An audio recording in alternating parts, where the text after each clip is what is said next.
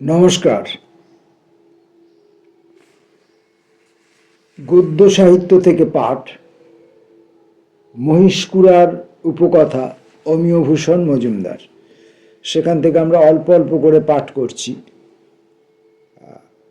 আমার ব্যক্তিগতভাবে পাঠের সুবিধা হবে, ভুল কম হবে, আর আপনাদেরও বেশি সময় ব্যয় করতে হবে না, বেশি ডেটা ব্যয় করতে হবে না।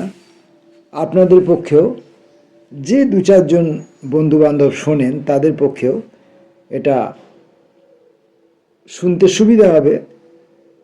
এমন অনেকেই আছেন যারা অমিয়ভূষণের এই উপন্যাসটি এখনো পর্যন্ত পড়ে উঠতে পারেননি, বা অনেক নতুন ছেলে মেয়ে যারা স্কুল কলেজ জীবনে পড়াশোনা করছেন, তাদেরও হয়তো এই উপন্যাসটি পড়ে ওঠার এখনো সময় সুযোগ আসেনি। তারা যদি অগ্রিম এই পর্বগুলি শুনে রাখেন এবং ভবিষ্যৎ জীবনে তারা এই বইটি সংগ্রহ করে পড়েন, বা বলা যায় না তাদের পাঠ্যেও কখনো এটি আসতে পারে, সেটা স্কুল লেভেলে না হলেও কলেজ লেভেলে কিংবা ইউনিভার্সিটি লেভেলে কিংবা অমিয়ভূষণের উপরে গবেষণাকালীন সময়ে এই গল্পটি, এই উপন্যাসটি, তার সমগ্র কাজের সঙ্গে এই উপন্যাসটিও তাদের কাজে লাগবে। তাই উপন্যাসটি শোনা হয়ে থাকলে এবার উপন্যাসটির উপর আলোচনাগুলো পঠনকালে তাদের অনেক রিলেট করতে সুবিধে হবে, এমনটা আমার মনে হচ্ছে। আমার তো জীবনে আর সেই সময় নেই। যাই হোক, আমরা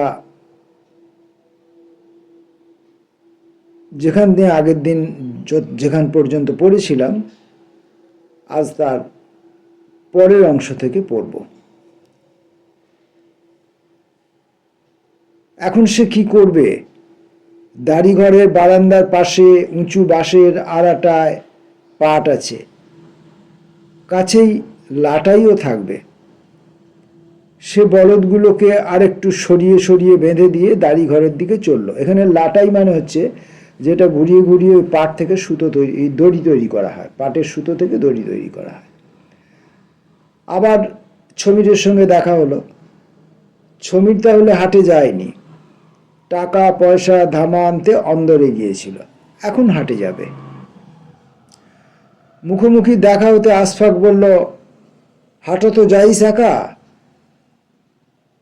রাখাও যাইবে। ও আচ্ছা বলে আশফাক পা বাড়ালো। ছমির বলল, এক কথা, আজ তো তোরা আছো, তা আমি ঘরত যাই, কি কও?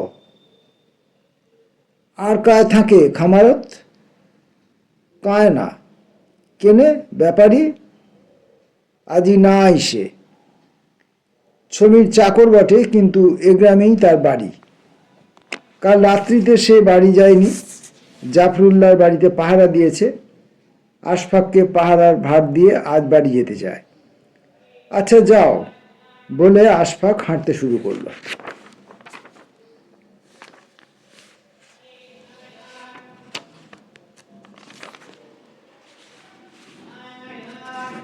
খানিকটা দূরে গিয়ে সে ভাবল, ছমির আজ থাকবে না।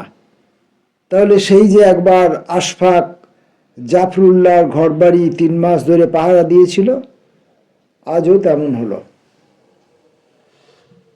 কিন্তু তফাৎ দেখো, কি যে ঘটে গেল। ঘাড় কাত করে থুতু ফেলল আশফাক। দাড়িঘর পার হয়ে সে বরং অন্দরের ঘরগুলোর দিকে তাকালো। ঘরগুলোর পিছন দিকে বাঁ পাশে একটা ছোট বনের আবাস দিয়ে কতগুলো গাছের মাথা, সবুজ মেঘের মতো স্তরে স্তরে বিন্যস্ত। মেঘ নয় তা বোঝা যায় এজন্য যে গাছগুলোর মাথার উপর নীল মেঘের ঢেউ। ওটাও অবশ্য মেঘ নয়, পাহাড়। যেন পাহারাদার হিসাবে অন্দরটা এখনই একবার দেখে নেওয়া দরকার। যদিও এখন দুপুর সবেমাত্র গড়িয়েছে। যত দেরি হয়ে যাক, ওষুধ আর ফেরত টাকা পয়সাও তো বিবিদের কাছে দিতে হবে। আর সেই বলদ ঘরের মাচা থেকে ওষুধ নিল সে।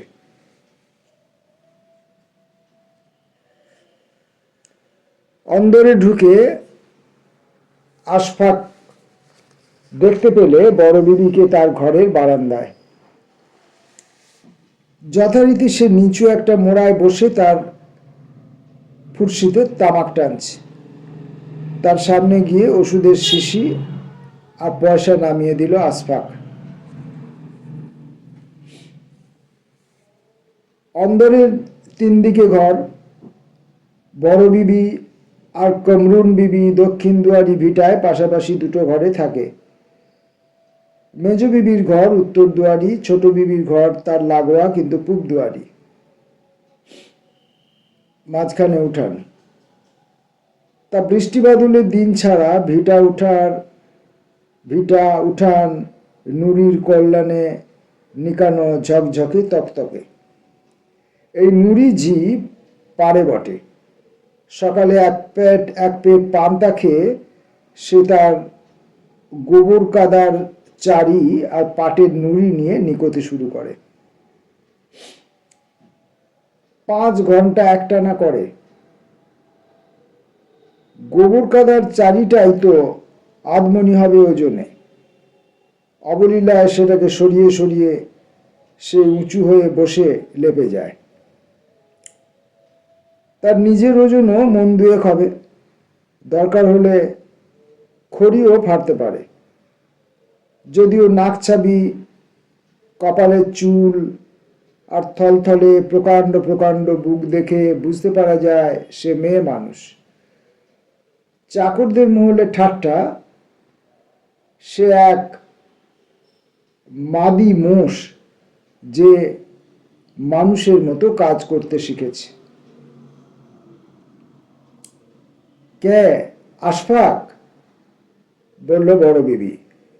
যে। বড় বিবি হাসল, নিঃশব্দ হাসি, কিন্তু তার মুখের পেশিগুলোর মধ্যে তার চোখ দুটো ডুবে গেল হাসির দমকে। হাসি থামলে বড় বিবি বলল, কেনে পথ হারাইছিলা? যে। আবার ফুরসিতে মন দিল বড় বিবি, আর আশফাক সেই নিচু করে রাখা মুখের দিকে তাকালো। এবার সে বড় বিবির উপরের ঠোঁটের উপর সরু সাদা গোফের রেখাটাকে দেখতে পেল। এক মুখ ধোঁয়া ছেড়ে মুখ তুলল বড় বিবি, আর তখন তার মুখখানা হালকা গোফের রেখা সত্ত্বেও বোধহয় তার সাদা চুলের কুণ্ডলীগুলোর জন্য স্নিগ্ধ দেখালো। সে বলল, জ্বর হয়েছে আশফাক? চক্ষু দুখান লাল দেখান। আশফাক উত্তর দিতে পারল না। বড় বিবি বলল, তা হয়, ভুলুয়া ধরলে কালে জ্বর হয়। ভুলুয়া একটা অপদেবতা, যা মারাত্মক চেহারা নিয়ে মানুষের মৃত্যু ঘটাতে পারে। কোনো মানুষ যদি সে অপদেবতাকে ফাঁকি দিয়ে আসতে পারে, তাহলে সে কৌতূহলের বিষয় হয়। আর রাতের অন্ধকারে পরিচিত পথ চিনে না পেরে গোলক ধাঁধায় ঘোরার সম্পূর্ণ ব্যাপারটা কৌতুকেরও হয়। খেতে এসে ছমির, সাত্তার, নসির আশফাকের ভুলুয়া ধরার গল্পটা নিশ্চয়ই করে থাকবে। বিবিদের সকলেই কৌতূহল থাকার কথা। তাছাড়া এখন রান্না খাওয়ার পাট চুকে গিয়েছে। প্রথমে এলো মেজ বিবি, প্রায় ছুটতে ছুটতে। তা বছর 40 বয়স হবে তার। মোটা সোটা, হাসি খুশি। কিছু বলার আগেই সে খিলখিল করে হাসল।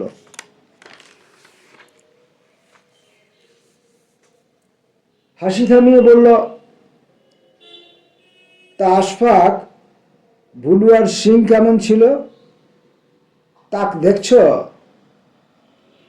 হাসির শব্দে আর জোরে জোরে বলা কথার শব্দে পায়ের মলের শব্দ তুলে ছোট বিবি আর তারপর বড় বিবির পাশের ঘর থেকে ধীরে সুস্থে কমরুন বিবিও বেরিয়ে এলো। ছোট বিবির বয়স 26-27 হবে, যদিও জাফরুল্লাহর বয়স 3-20 উপরে। ছোট বিবি সবসময় ফিটফাট থাকে, এখনো তার পরনে আসমানি নীল শাড়ি আর চোখে সুরমা, আর তার হাঁটা চলা দাঁড়ানো কায়দায় তার রঙিন কামিজ চোখে পড়বেই অল্প অল্প। কমরুন বিবির বয়স বরং বেশি, যদিও সে শেষনিকা। ছোট বিবি যদি 10-12 বছর আগে এসে থাকে, কমরুন বিবির সবে 7 সাল চলছে। তা কমরুন বিবির বয়স 20-30 হবে, ভার ভরন্ত শরীর। ছোট বিবি বলল, তা দেখো আশফাক, তোমার চোখুও লাল, ভুলুয়ার চোখু লাল থাকে, সাত্তার কইছে। আশফাক কিছু না বলে তার উস্কো খুস্কো মাথাটা ঝাঁকালো। এতক্ষণে সে অনুভব করলো তার মাথাটা ঝিমঝিম করছে। তাকে মাথা ঝাঁকাতে দেখে ছোট বিবি শিউরে উঠে দূরে সরে গেল। তার শিউরে ওঠা দেখে মেজ বিবিও তাড়াতাড়ি 2 পা পিছিয়ে গেল। সেখান থেকে বলল, বড় বিবি, ওয়াক তেন্তুল পানি খাওয়ার লাগে। বড় বিবি ভাবল, একটু পরে বলল, না বোধ হয়। আশফাক ভাবলো ওষুধ দেয়া হয়েছে, এখন ফিরে যাওয়া ভালো। ছোট বিবির চোখ দুটো উত্তেজনায় ঝকমক করছে। এ সময় তাকে যেমন সুন্দর তেমন ধারালো দেখায়। গম্ভীর হয়ে বড় বিবি বলল, এলা পানি পড়া খাওয়া লাগে আর হাতত বান্ধা লাগে তাগা। তো মাইজলা তোর ঘরত কালা সুতা হইবা? মেজ বিবি মাথা ঝাঁকালো। ছোট বিবি বলল, রসো মুই আনং। সে তার নিজের ঘরে গেল। আশফাক এবার অবাক হলো। তার চেহারা কি ভূতে ধরা মানুষের মতো দেখাচ্ছে? একটু ভয়ই পেল সে। কাঁধের উপর দিয়ে পিছনে চোরা চোখে দেখল।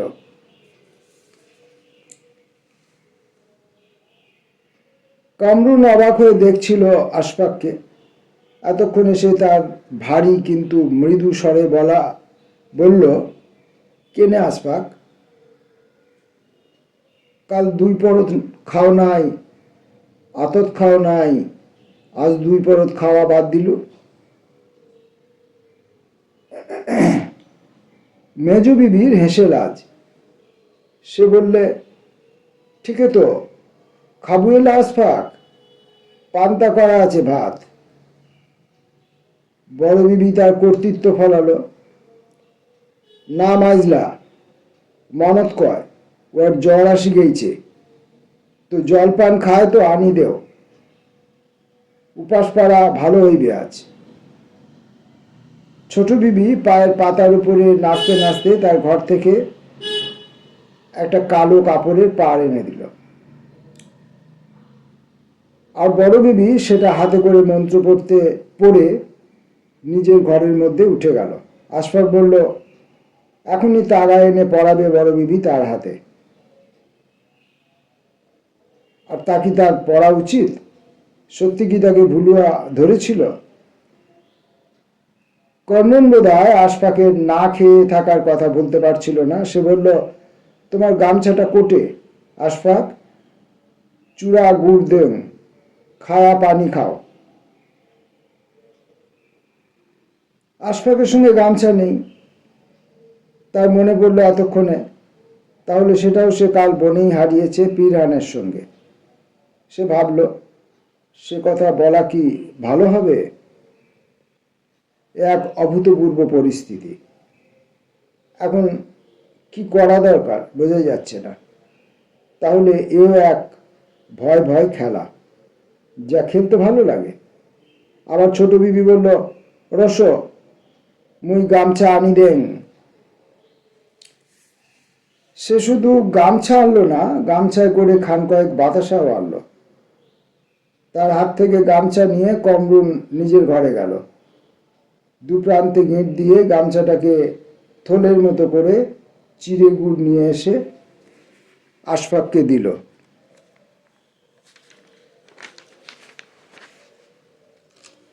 আর সেই গামছা নিতে গিয়ে চোখ তুলেছিল আশফাক। তখন তার লাল টকটকে চোখের উপরে ঝাপসা ধোঁয়া ধোঁয়া কিছু দেখা গেল।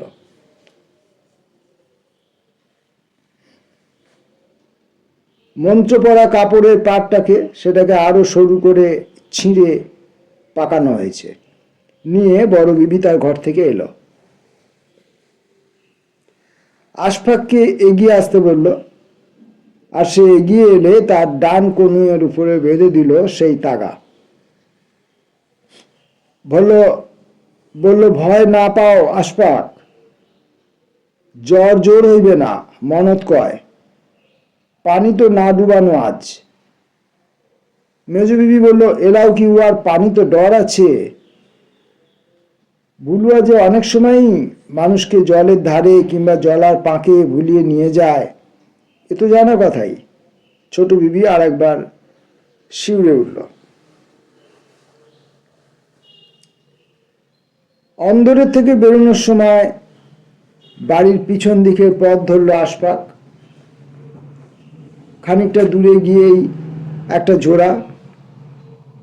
জল এখন এত কম যে মার্বেলের গুলির মতো ছোট ছোট পাথরের সবটুকু ডোবে না।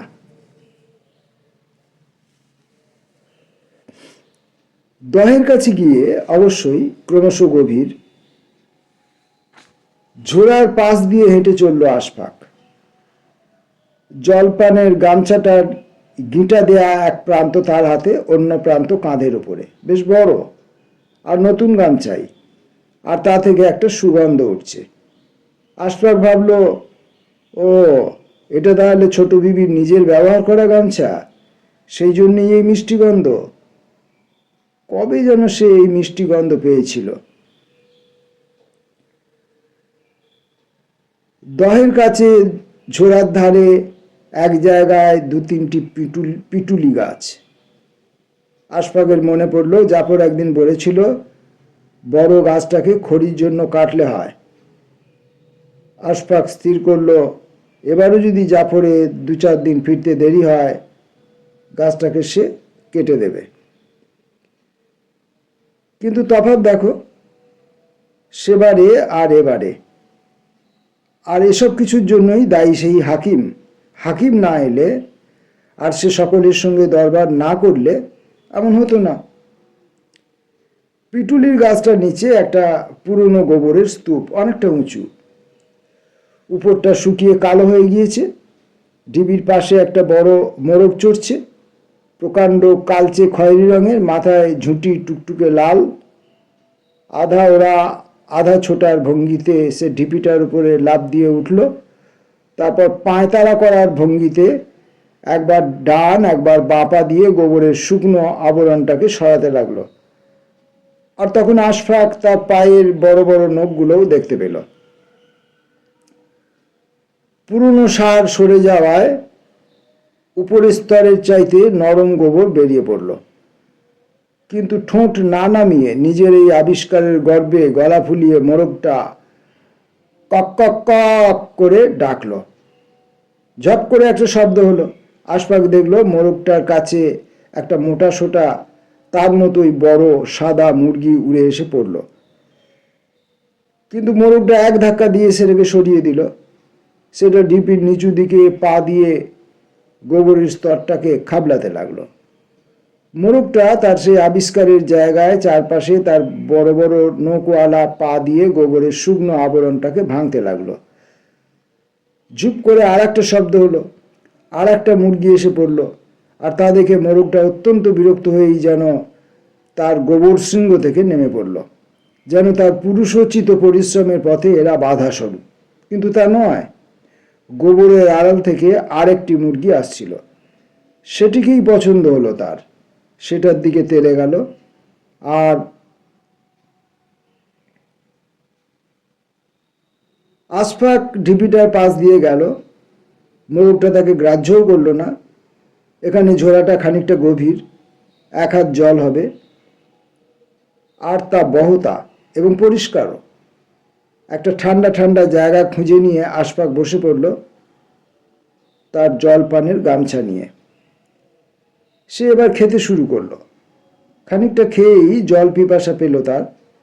ঝোড়ার ধারে গিয়ে গরুদের জল খাওয়ার ভঙ্গিতে জলে মুখ নামিয়ে জল খেলো সে।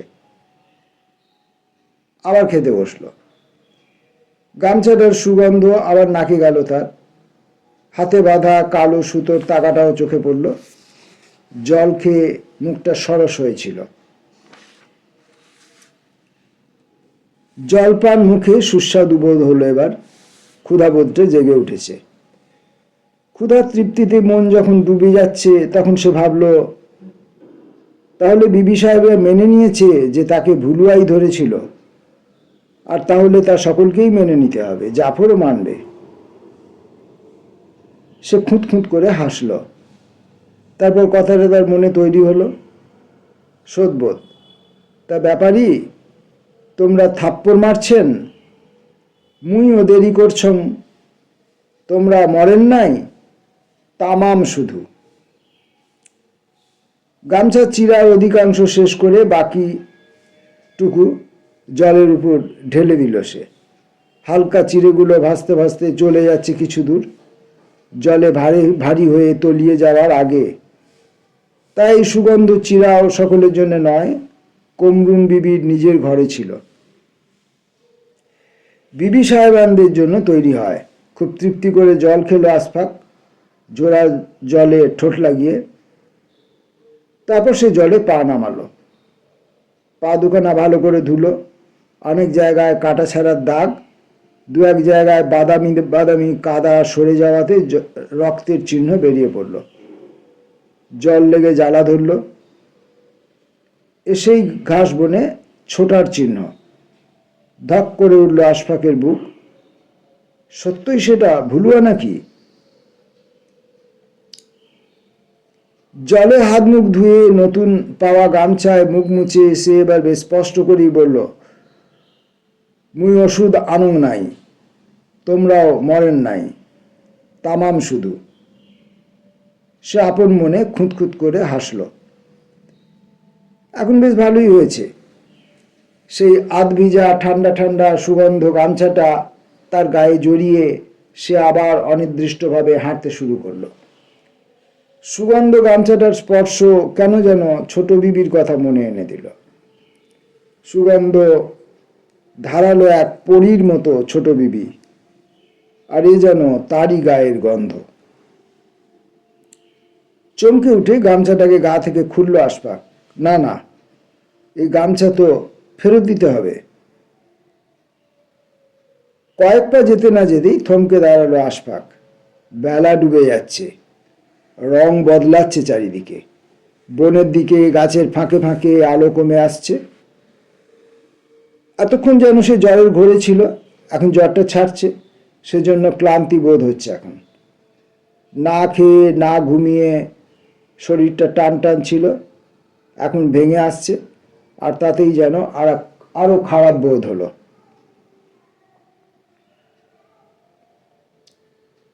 এখন সে কোথায় যাবে? দাড়ি ঘরে গিয়ে বসবে, না বলদগুলোকে ঘরে তুলবে? এখন তো তার অনেক কাজ। দেখতে হবে চাউটিয়া এলো কিনা, রাখালগুলো মোষ নিয়ে ফিরছে কিনা।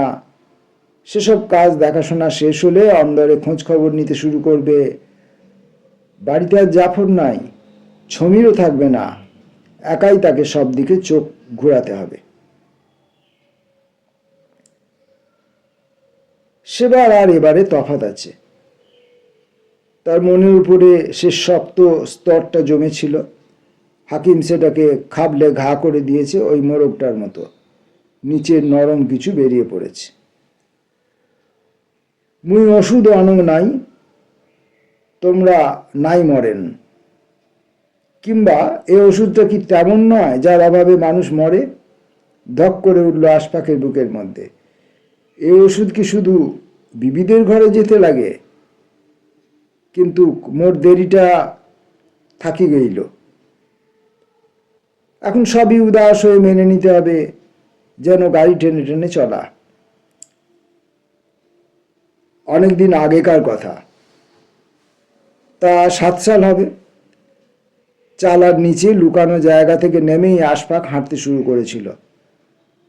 অবশেষে এমন জায়গায় এসে পৌঁছেছিল যে সেখানে উত্তর আকাশের গায়ে নীল মেঘের মতো পাহাড় সবসময়ই চোখে পড়ে।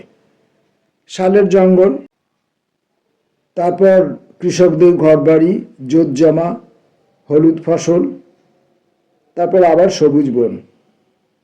এমন করে বন আর কৃষকের জমি পরপর। সাধারণত মানুষ দিনে হাঁটে, রাত্রিতে বিশ্রাম করে। আশপাক তখন উল্টোটা করছিল। চতুর্থ দিনের সন্ধ্যায় ব্যাপারটা অন্যরকম হলো। আগের সন্ধ্যায় পথের ধারের একটা জমি থেকে গোটা দুয়েক শশা চুরি করেছিল সে। কিন্তু আজ কি হবে, এই ভাবনা নিয়ে চলতে চলতে হঠাৎ সে থমকে দাঁড়িয়েছিল। একটা ছোট শালবন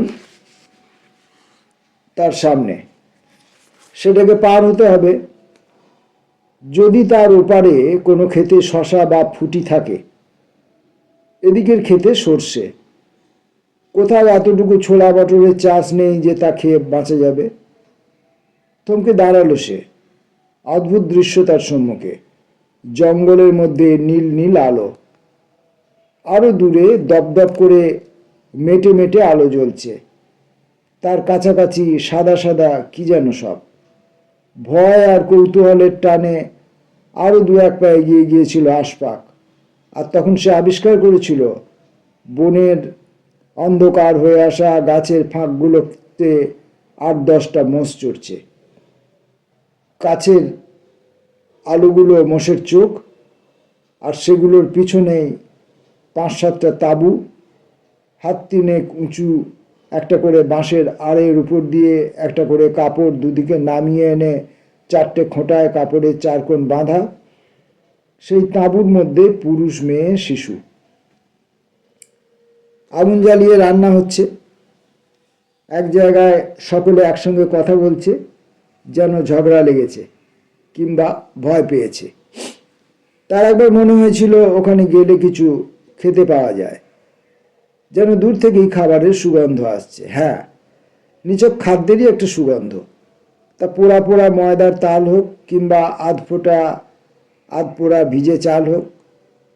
কিন্তু যারা নিজেরাই রেগে আছে কিংবা ভয় পেয়েছে, তারা উটকো অপরিচিত লোককে খেতে দেয় না। আর অত যেখানে উত্তেজনা, সেখানে যাওয়াও যায় না। তখন বর্ষা বাদল ছিল না। বনের মধ্যে ঢুকে একটা গাছতলায় শুয়ে পড়েছিল আশফাক।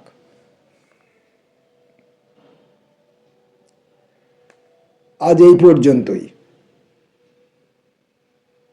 মধ্যবর্তী সময়ে বেশ কিছুদিন সম্ভবত ভিডিও করা বন্ধ থাকবে, সেটা গদ্যেরই হোক বা কবিতারই হোক। অনিবার্য কারণবশত সব কাজই হয়তো বন্ধ হয়ে যাবে। আবার কি চালু হবে দেখা যাবে পরে। আপাতত নমস্কার।